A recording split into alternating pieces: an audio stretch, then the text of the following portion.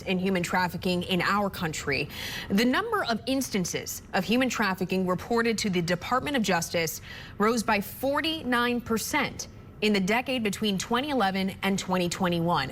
And this issue not only affects tens of thousands of people, by the way, largely women in the U.S., but also an estimated 27.6 million victims worldwide at any given time. Now, in the last hour, we spoke with one survivor about her experience being trafficked. Let's listen. It happens mostly to people who are experiencing some kind of vulnerability. For me personally, I was homeless.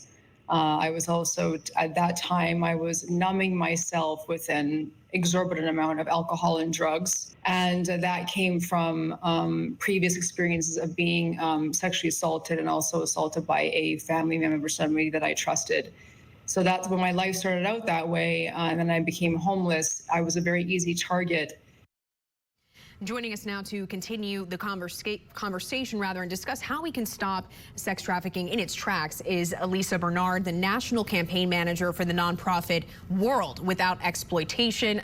Elisa, thank you so much for being here. I know actually you're not new to this, you're true to this, and you're literally at the Massachusetts State House working on advocacy and policy around this. But before we get into that, I mean, we commonly hear what Amanda just shared. I mean, how survivors, they tend to be young, they're experiencing homelessness, there's maybe drug and alcohol use, you're just in a vulnerable situation. So when there are so many socioeconomic and health factors at issue, is there an area in particular that can help prevent trafficking from the start?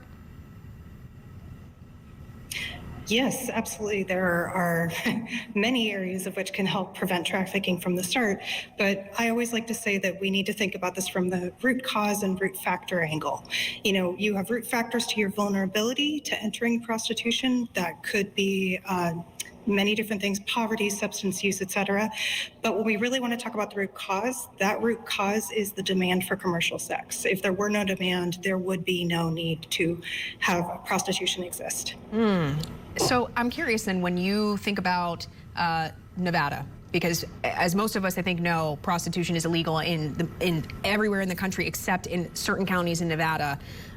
There are folks who argue it being legal, decriminalizing sex work actually helps with regulating the industry and keeping those who are working in it safer. Do you agree with that? Is that helpful in dealing with that root cause as you're talking about, or does it do the opposite?